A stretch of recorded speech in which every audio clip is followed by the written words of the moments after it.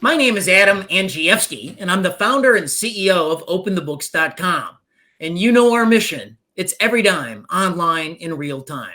And last year, to that end, we filed 47,000 Freedom of Information Act requests on nearly every single substantial government unit across the entire country. We captured $12 trillion worth of federal, state, and local spending.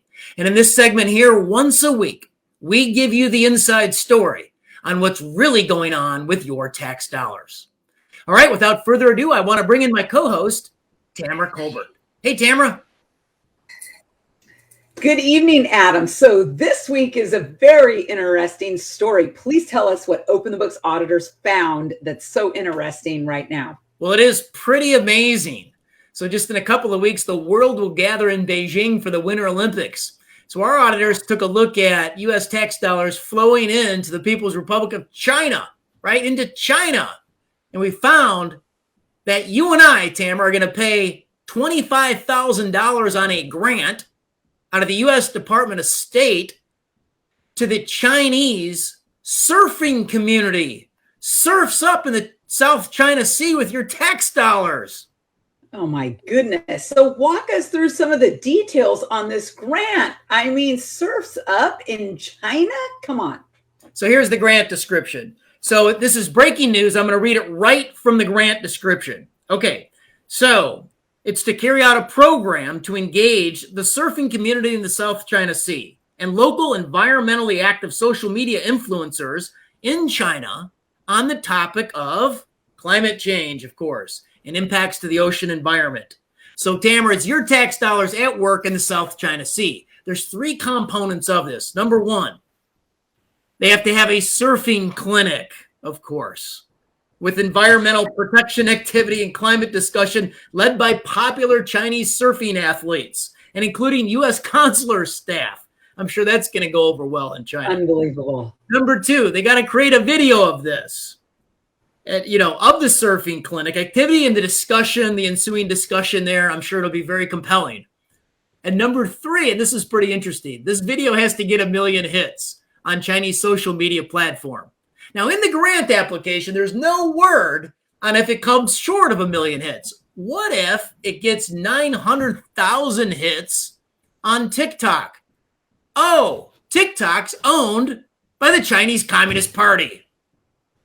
This is crazy. I can't believe I'm hearing that our State Department is now giving grants to the Chinese. Is this standard?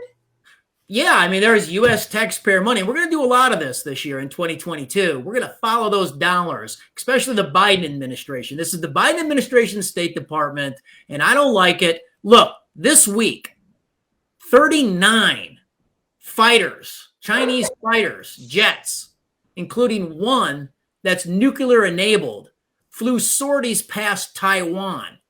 And we're funding grants to the South China Chinese surf community? I mean, give me a break. I mean, first of all, I come from Southern California originally, so not sure about the competition in the Chinese surf community, but we are going to definitely learn a lot more. Where can people go if they really want to learn more and they want to read this story for themselves, Adam? So we're going to put up in the chat a link to Real Clear Policy where every day we post a Waste of the Day column.